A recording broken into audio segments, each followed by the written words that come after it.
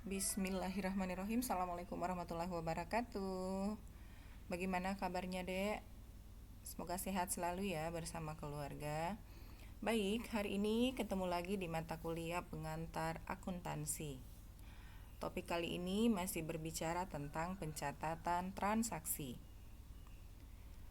Ya, jadi kalau sebelumnya kita membahas bahwa pencatatan transaksi pertama kali dilakukan di dalam jurnal, maka kali ini kita akan membahas dari jurnal, kita kemudian akan memposting ke buku besar. Apa itu buku besar? Di sini dikatakan bahwa buku besar atau ledger adalah suatu catatan berupa kumpulan dari akun-akun yang saling berhubungan dan menjadi satu kesatuan tersendiri. Kalau sebelumnya itu di jurnal, misalnya tanggal 1 kita berbicara tentang akun kas ada di debit, kemudian tanggal 2 misalnya ada di kredit, tanggal 3 di debit lagi dan seterusnya, maka akun-akun yang sama tersebut akan digabungkan dalam satu akun yang namanya disebut digabungkan di dalam buku besar. Kemudian yang kedua, pencatatan transaksi dalam buku besar berdasarkan jenis akun dan dicatat secara kronologis. Yang ketiga, dalam buku besar, akun-akun sudah diklasifikasikan ataupun dikelompokkan. Nah, itu tadi akun-akun yang sama digabung menjadi satu akun buku besar. Kemudian berikutnya adalah bentuk-bentuk buku besar. Yang pertama ada bentuk T. Bentuk T ini seperti bentuknya huruf T. Di ruas sebelah kiri itu adalah jumlah rupiah yang dicatat di debit. Sedangkan di ruas sebelah kanan adalah jumlah rupiah yang dicatat di sebelah kredit. Jangan lupa di atas ada kopnya, ada nama akun, kemudian ada juga nomor akunnya di sebelah kanan. Kemudian nantinya jumlah yang di debit akan kita tulis di bawah sini, jumlah yang di kredit pun ditulis di sebelah sini. Jika jumlah debit lebih besar daripada jumlah kredit, maka tentunya akun tersebut bersaldo debit. Selisihnya akan dicatat di sebelah kredit. Kemudian yang berikutnya adalah bentuk dua kolom. Seperti tadi, jangan lupa nama akun, misalnya akunnya kas, kemudian nomor akunnya, misalnya 111. Begitu ya. Dua kolom sama, kolom debit sebelah kiri, kemudian kolom kredit di sebelah kanan. Namun di sini di setiap kolom ada keterangannya, tanggal, keterangan, kemudian referensi dan jumlah. Hal yang sama juga berlaku di posisi kredit pun demikian. Sama seperti tadi, setelah kita mencatat apa saja yang di debit, maka ada jumlahnya, begitu juga dengan yang di kredit. Selisihnya, ketika jumlah debit lebih kecil daripada jumlah di kredit, maka akun tersebut bersaldo kredit. Selisihnya akan dicatat di debit. Kemudian berikutnya adalah buku besar bentuk 4 kolom. Sama seperti tadi, ada nama akun, kemudian ada nomor akun. 4 kolom itu dilihat di sini tanggal keterangan 1, kemudian ada kolom debit, ada kolom kredit dan juga saldo. Namun di sini ada tambahan, seperti yang Anda lihat di bukunya juga ada tambahan debit kredit. Ini boleh diadakan, boleh tidak. Ini sebenarnya hanya untuk membantu mahasiswa yang belum terlalu paham. Karena kenapa dibuatkan satu kolom debit dan kredit? Karena setiap transaksi di sini yang diposting ke buku besar, setiap kali terjadi pemostingan maka langsung dihitung saldonya. Misalnya, ketika kita tanggal 1 memposting saldo debit, maka tentunya adalah saldo yang kita tulis di sini, ini yang nilai ini yang kita pindahkan di sini, berarti ini adalah bersaldo debit. Untuk memudahkan, maka kita tulis di sini, oh saldonya debit. Misalnya tanggal berikutnya ada lagi transaksi yang bersaldo kredit, maka yang tadinya kan saldo debit diperkurangkan. Misalnya saldo debitnya lebih besar daripada saldo kredit, maka diperkurangkan, hasilnya masih bersaldo debit. Namun untuk yang sudah paham boleh meniadakan debit kredit ini ya. Berikutnya adalah buku besar bentuk 6 kolom. Sama dengan tadi, ada nama akun, kemudian ada nomor akunnya di sebelah kanan. Bedanya, tadi kalau hanya saldo saja, nah kalau bentuk 6 kolom di sini dipisahkan, yang mana saldo debit, kemudian yang mana saldo kredit. Jadi ketika saldo debit ditaruhnya di sebelah debit, kalau bersaldo kredit ya ditaruhnya di sebelah kredit. Nanti kita akan lihat pengaplikasiannya di soal ya. Baik, perbedaan mendasar antara bentuk buku besar, bentuk T atau 2 kolom dengan bentuk yang 4 dan 6 kolom adalah kalau bentuk 4 dan 6 kolom setiap saat saldonya sudah bisa kelihatan karena memang dia ada kolom untuk saldo. Sedangkan untuk yang bentuk T ataupun 2 kolom itu tidak akan kelihatan nanti setelah kita hitung berapa jumlah yang didebit, kemudian berapa jumlah yang dikredit, lalu kita selisihkan, maka baru kita mengetahui berapa saldonya. Oke, kita masuk ke aplikasi contoh ya. Perhatikan, contoh yang sebelumnya saya sampaikan pada saat topik yang sebelumnya itu masih bengkel Riri ya. Kita mengambil dari jurnal dari bengkel Riri. Sekarang bagaimana ketika kita akan menyusun buku besar? Perhatikan, seperti tadi yang saya jelaskan, kita akan membuatnya dalam bentuk 6 kolom. Jangan lupa perhatikan nama akun, lalu kemudian nomor akun, kemudian buat kolomnya seperti ini ya. Ada kolom tanggal, keterangan, referensi, debit, kredit, saldo, saldo debit, saldo kredit. Oke, ketika menyusun buku besar, maka kita awali dari akun neraca. Tentunya yang sudah kita bahas sebelumnya, akun neraca itu apa saja? Ada aset, berturut-turut ya. Aset, kodenya 1, kemudian kewajiban 2, modal 3, pendapatan 4, dan yang terakhir adalah beban 5. Jadi nanti ketika kita menyusun, Anda menyusun harus berturut-turut, harus dimulai dari akun 1 dulu dan seterusnya ke bawah ya.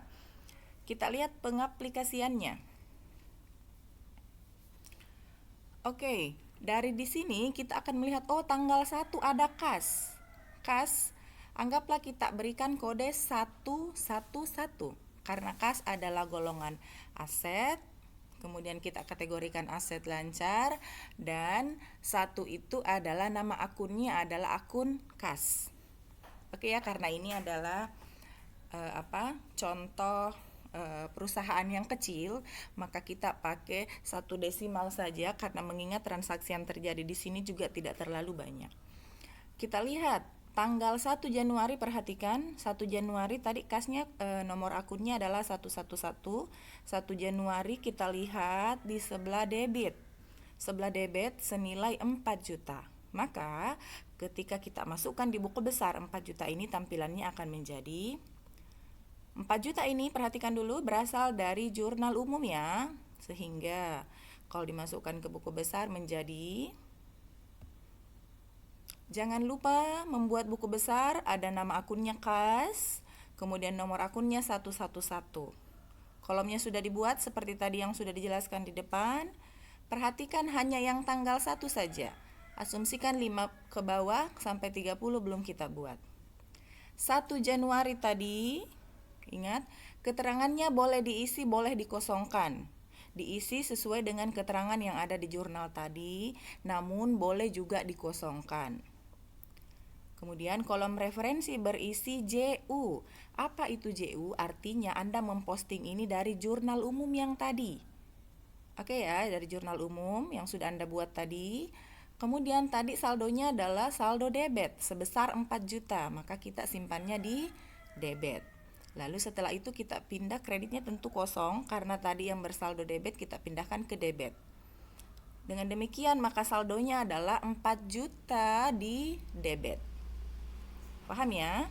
Oke. Setelah kita mencatat tanggal 1 mencatat, maka yang harus kita lakukan di jurnal adalah memberikan kode di kolom referensi. Kodenya adalah 111. Diambil dari akun KAS. Kodenya 111 ya ini. Oke. Setelah kita memberikan kode 111, artinya bahwa KAS pada tanggal 1 ini sudah kita posting ke buku besar. Jadi inilah gunanya referensi yang ada di dalam buku jurnal. Paham deh ya? Kemudian selanjutnya, kita jangan ke modal dulu. Di sini kan kebetulan tanggal 1 ada modal Tuan Riri di kredit, tapi modal kan kategorinya dia masuk ke kode akun 3 ya. Jadi kita cari dulu yang masih berhubungan dengan KAS. Kita lihat yang tampak di layar, masih ada yang berkaitan dengan KAS, masih ada tanggal 5. KAS-nya di sebelah debit sebesar 6 juta rupiah. Tanggalnya tanggal 5 kita lihat. Kita tulis kembali. Tanggal 5 berasal dari jurnal umum. Kita tulis karena tadi dari sebelah debit, maka kita tulis di debit 6 juta rupiah. Kemudian saldonya adalah tadi saldo debit 4 juta, kemudian ada tambahan di debit lagi 6 juta, sehingga totalnya adalah 10 juta rupiah. Setelah kita catat, maka jangan lupa di tanggal 05 ini kita akan menuliskan bahwa transaksi KAS tanggal 5 sudah kita posting. Sehingga kita berikan lagi kode 111. Paham ya? Kemudian kita cari KAS yang lain. Tanggal 10 adakah yang berkaitan dengan KAS? Oh, ada. KAS-nya di sebelah kredit sebesar 1.500.000. Maka kita pindahkan lagi. Perhatikan tanggalnya. Tanggalnya adalah tanggal 10 ya. Kita lihat. Berikutnya kita tulis lagi sama seperti tadi, tanggal 10 berasal dari jurnal umum. Bedanya kalau tadi di debit, ini di kredit. Di kredit 1.500.000. Sehingga saldonya adalah, perhatikan, tadi kan saldonya 10 juta di debit. Kemudian transaksi berikutnya adalah di kredit 1.500.000. Sehingga karena tempatnya berlawanan, maka diperkurangkannya 10 juta dikurang 1.500.000 sama dengan 8.500.000. Jadi ingat, setiap kali transaksi harus kita sudah ada kaitannya dengan saldo ya. Oke, setelah dicatat di tanggal 10 ini, maka kembali kita ke jurnal. Jangan lupa menuliskan kode 11 di tanggal 10 bahwa transaksi KAS tersebut sudah dipindahkan supaya tidak dipindahkan 2 kali. Oke, kita tulis lagi 111. Kemudian tanggal 22. Sama, tanggal 22 masih ada yang berkaitan dengan KAS ya. Karena masih ada yang berkaitan dengan KAS, tanggal 22 1 juta di kredit, maka kita tulis lagi di buku besar. Perhatikan tanggal 22 saja, bukan 23 ke bawah. Tanggal 22 berasal dari jurnal umum, 1 juta di kredit ya. Oke. 1 juta di kredit sehingga saldonya menjadi 8.500.000 di debit dikurangi 1 juta di kredit sama dengan 7.500.000 rupiah. Oke, asumsikan ini 23 ke bawah. Tadi saya katakan asumsikan belum dilakukan pencatatan. Setelah itu maka kita jangan lupa untuk memberikan kode rekening di kolom referensi tanggal 22 KAS. Oke, dengan demikian maka seluruh KAS pada tampilan jurnal yang tampak di layar ini sudah kita posting. Untuk selanjutnya nanti akan kita posting lagi. Kita selesaikan dulu untuk yang ada di jurnal umum yang tampak di layar. Setelah kemudian KAS, maka kita melihat lagi kira-kira akun apa yang setelah KAS. Apakah modal? Modal kodenya 3, utang bank kodenya 2. Perlengkapan ya. Perlengkapan, kemudian ada peralatan.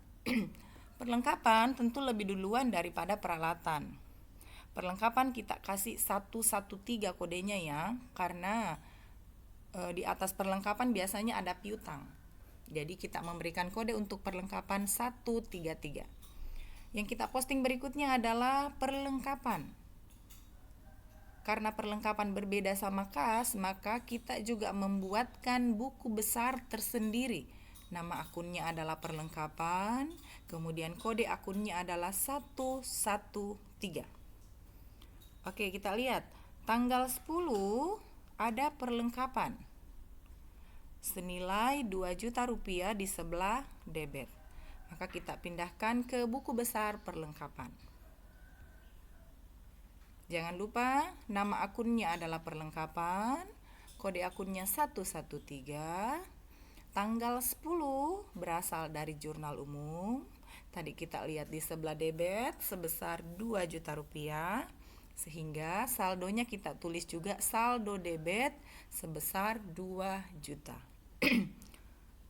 Setelah transaksi kita posting, maka jangan lupa memberikan kode rekening di referensi yang ada di jurnal 113. Kita cari kemudian masih adakah yang berhubungan dengan perlengkapan di jurnal yang tampak di layar. Sudah tidak ada, maka kita pindah lagi ke akun yang berikutnya. Setelah peralatan setelah perlengkapan, maka yang kita tulis kemudian adalah masih aset adalah peralatan. Anggap kita memberikan kodenya 114. Ini ya, tanggal 22 Januari peralatan di debit senilai 1 juta rupiah. Kita pindahkan. Berarti karena peralatan berbeda dengan perlengkapan, sehingga kita akan membuatkan lagi buku besar untuk peralatan. Kodenya adalah 114. Kita lihat. Kita buat di bawahnya perlengkapan. Nama akunnya adalah peralatan. Kemudian nomor akunnya 113. Tanggalnya tadi 22 Januari, berasal dari jurnal umum sebesar 1 juta di debit, sehingga saldonya adalah saldo debit 1 juta rupiah. Oke, kita kembali. Setelah diposting ke buku besar peralatan, maka yang harus dilakukan adalah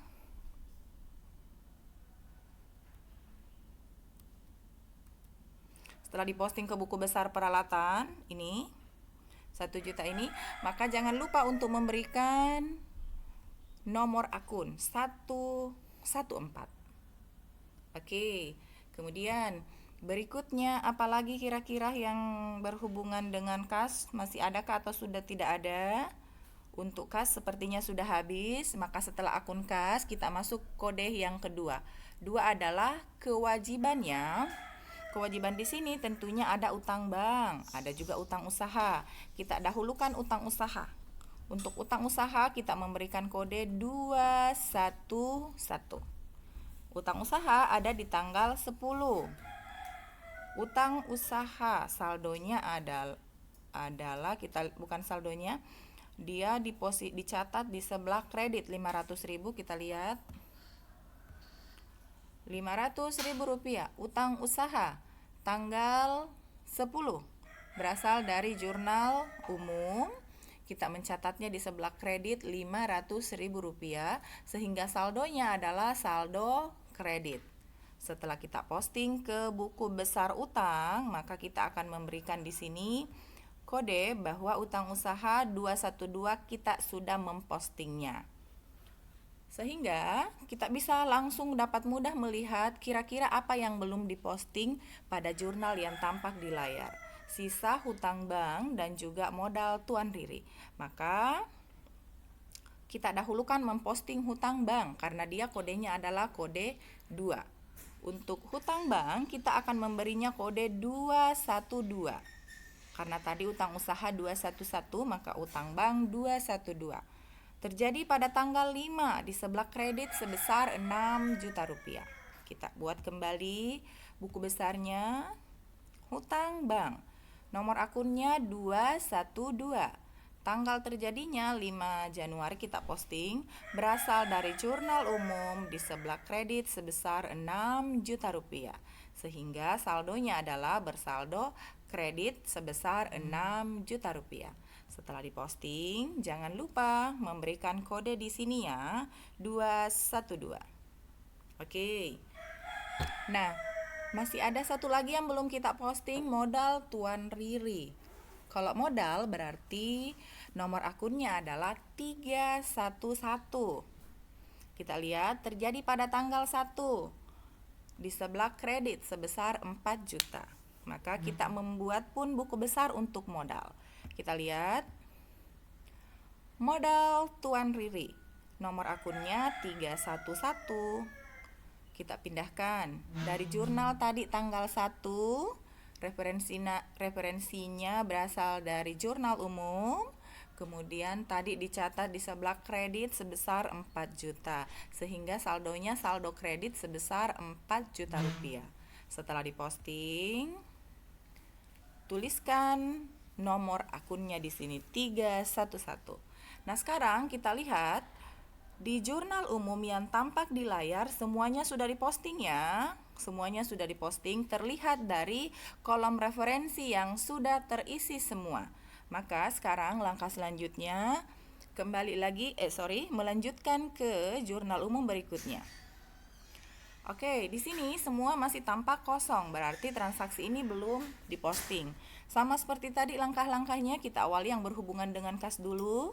Tanggal 23 Januari ada terjadi transaksi yang berhubungan dengan akun kas.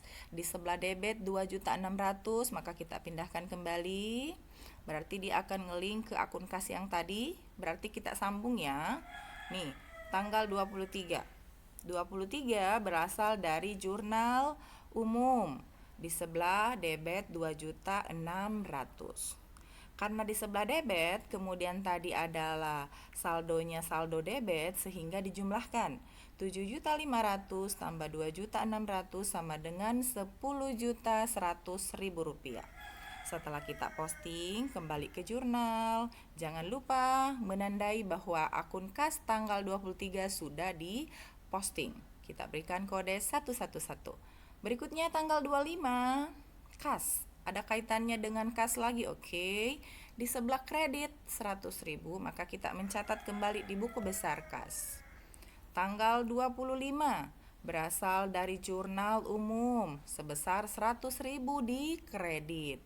Karena di kredit tadi saldonya debit sehingga diperkurangkan. Dengan demikian saldonya menjadi 10 juta rupiah. Setelah diposting, jangan lupa memberikan kode di kolom referensi bahwa kas tanggal 25 sudah diposting, sehingga tidak diposting 2 kali.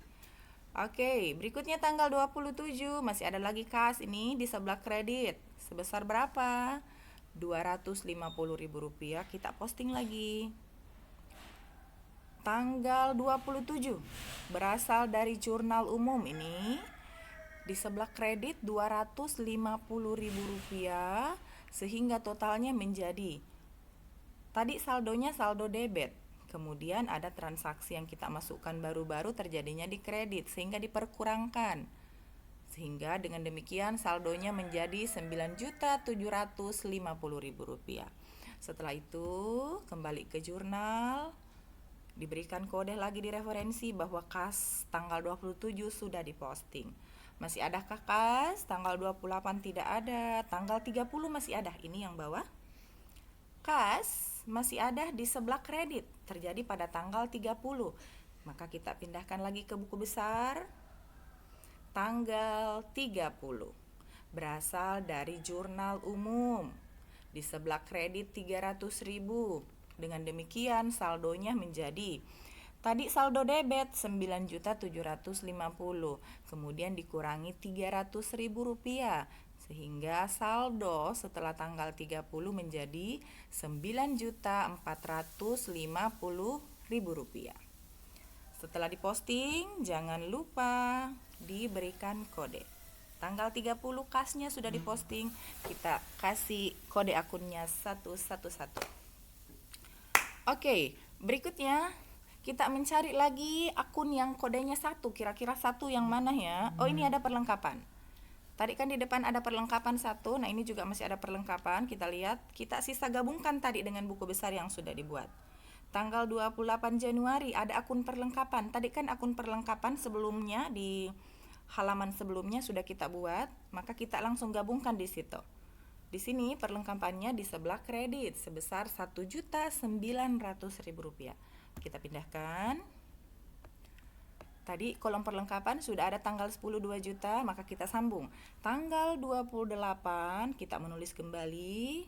Referensinya berasal masih dari jurnal umum. Kemudian dicatatnya di sebelah kredit tadi 1.900.000 kita tulis di sini. Dengan demikian saldonya menjadi saldo debit tadi 2 juta dikurang 1.900.000 sama dengan Rp100.000. Setelah kita catat posting di buku besar perlengkapan, maka jangan lupa untuk memberikan kode di sini. Perlengkapan 113 artinya transaksi perlengkapan sudah dicatat. Kemudian berikutnya kode 1 sudah habis, kita pindah ke kode 2. Masih adakah yang kode 2? Pendapatan jasa kodenya 4, kemudian beban 5. Ini utang usaha. Utang usaha kodenya tadi 211 sudah kita buat sebelumnya, sisa kita gabungkan. Tanggal 27, utang usaha sebesar Rp250.000 di sebelah debit. Oke, sehingga kita pindahkan ya. Tanggal 27 dari jurnal umum di sebelah debit Rp250.000 sehingga tadinya saldonya di kredit. Karena ada di debit 250 sehingga diperkurangkan. Dengan demikian saldonya menjadi saldo kredit Rp250.000. Setelah itu jangan lupa seperti tadi diberikan kode rekening di kolom yang sudah diposting. Oke, 211. Berikutnya apalagi yang kode 3 yang kaitannya dengan modal. Oh, ada Praif Tuan Riri. Kalau tadi modal kita berikan kode 311, maka Praif Tuan Riri 312. Kita lihat sebesar Rp300.000 di sebelah debit. Kita pindahkan. Nih, Praif Tuan Riri 312. Tanggalnya 30 Januari 2002.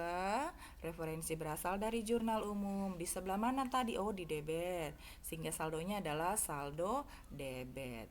Jangan lupa untuk memberikan lagi kode. Mana tadi Praif ini ya.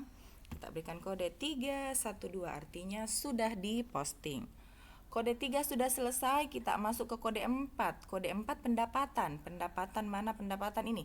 Tanggal 23, pendapatan jasa di kredit 2.600.000. Kita buatlah lagi buku besarnya. Pendapatan jasa, nomor akunnya 414. Buat tabelnya, kemudian tulis tanggal 23 Januari 2002, berasal dari jurnal umum, adanya di kredit sehingga saldonya saldo kredit.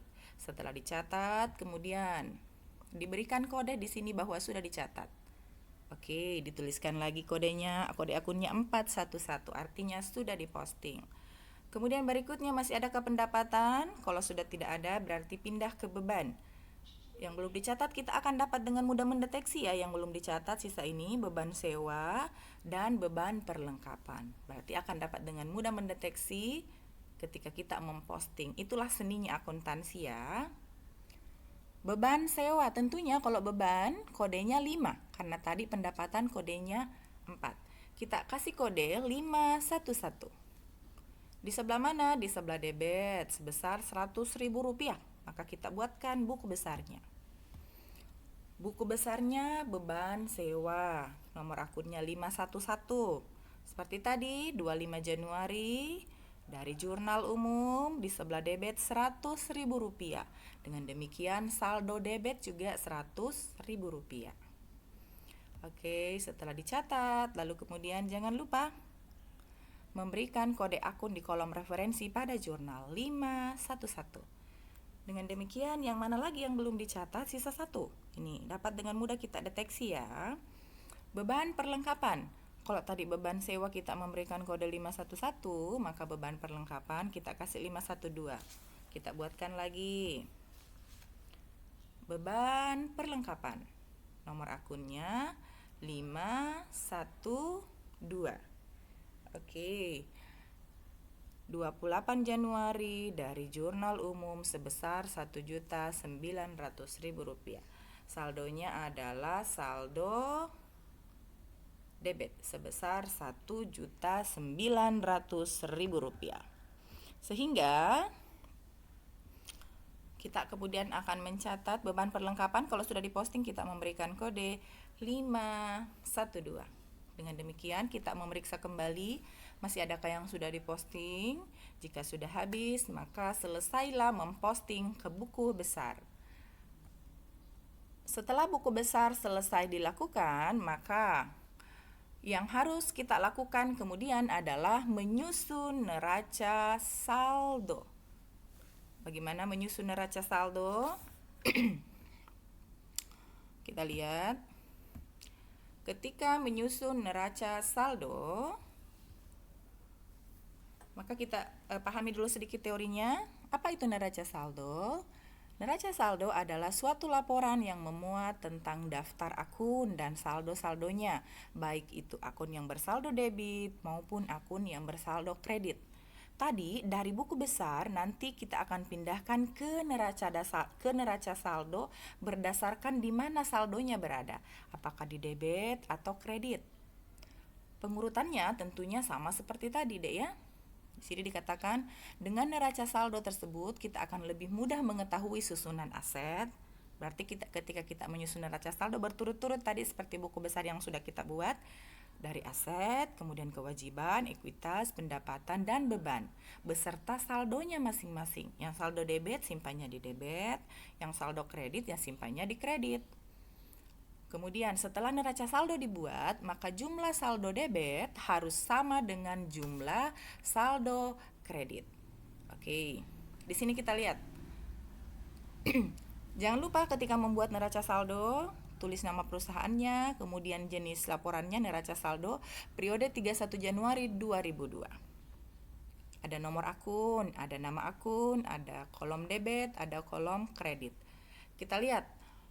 Oh, dia mengambil yang pertama itu akunnya kas 111. Kas Rp9.450.000. Kita lihat ini dari mana 9.400.000? Tentu buku besar yang sudah kita buat tadi.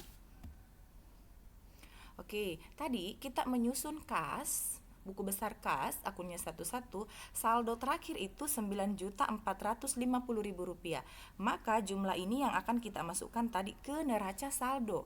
Saldonya adalah saldo debit. Sehingga kita tulis 111, nama akunnya kas, saldo debit 9.450. Oke ya. Yang kedua, 113 perlengkapan Rp100.000. Kita lihat dari mana? Pasti dari buku besar perlengkapan. Kita lihat dari mana tadi ini? Ini perlengkapan. Saldonya tadi saldo debit Rp100.000 ya. Jadi kita pindahkan saldo debit Rp100.000. Oke, ini. Kemudian berikutnya peralatan 114. Peralatan senilai Rp1.000.000. Ini berasal dari buku besar yang tadi. Peralatan, kodenya 114. Saldonya 1 juta di debit. Inilah yang kita pindahkan ke neraca saldo. Kemudian berikutnya 212 utang usaha. Saldonya di kredit 250. Ini berasal dari buku besar yang tadi. Utang usaha. Saldonya adalah saldo kredit ini ya. 250. Inilah yang pindah ke sini. Berikutnya utang bank. Rp6 juta di sebelah kredit. Kita lihat ini berasal dari mana? Ini ya, utang bank, saldonya saldo kredit 6 juta sehingga dia masuk ke sini. Berikutnya modal Rp4 juta sama seperti tadi. Berasal dari modal tuang Riri, saldonya saldo kredit. Kita masukkan. Oke, sehingga menjadi yang tadi. Berikutnya setelah modal ada Praif 312, saldonya saldo debit 300.000, kita pindahkan. Praif Tuan Riri 300.000. Oke ya. Berikutnya apalagi buku besarnya? Pendapatan jasa. Pendapatan jasa kode akunnya 411, saldonya di kredit 2.600.000, kita pindahkan. Pendapatan jasa, saldonya saldo kredit 2.600.000. Oke, berikutnya adalah Beban sewa 511, saldonya debit 100.000, kita pindahkan. Beban sewa saldonya Rp100.000, kode akunnya 511. Oke. Terakhir adalah beban perlengkapan. 512, saldonya saldo debit, kita pindahkan. 512 beban perlengkapan, kemudian saldonya saldo debit 1.900.000. Oke. Masih adakah buku besar yang belum kita pindahkan? Jika sudah, maka selesai, kita hitung dari atas. Totalnya kita totalkan, di debit berapa, totalnya di kredit berapa. Kita jumlahkan, jumlah debit harus sama dengan jumlah kredit. Di sini jumlah debit sebesar Rp12.850.000. Kemudian kredit juga Rp12.850.000 ya. Berarti neraca saldonya sudah benar. Kalau misalnya jumlah debit tidak sama dengan jumlah kredit, maka terjadi kesalahan. Silahkan Anda mengecek lagi dari buku besar dan seterusnya. Oke, demikian untuk hari ini, Dek. Mudah-mudahan bisa dipahami ya.